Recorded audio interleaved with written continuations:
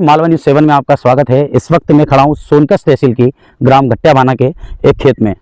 कहते हैं कि भारत देश किसान प्रधान देश है और किसानों की हर समस्या को शासन प्रशासन द्वारा लगातार सही करने का प्रयास जारी है।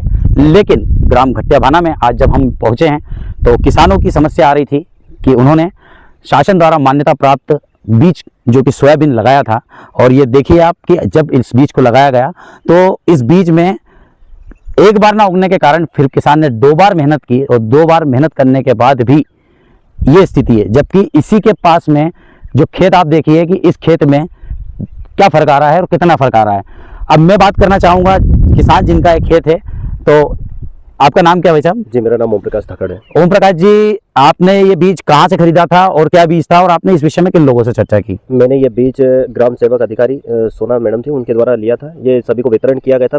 75 किलो डेमो सेशन के लिए दिया गया था सभी को, और जिसका अनुदान राशि 4000 रुपये थी, जो वहाँ पंजीयन के द्वारा जमा करवाई गई थी और लिया गया था।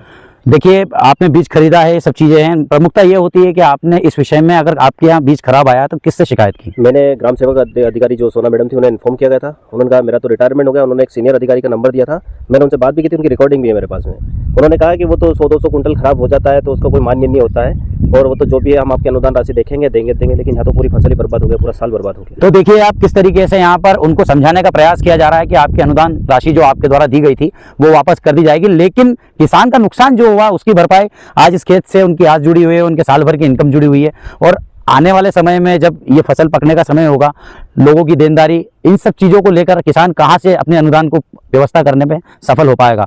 मालवा न्यूज़ 7 के लिए अंकित जाजू की रिपोर्ट।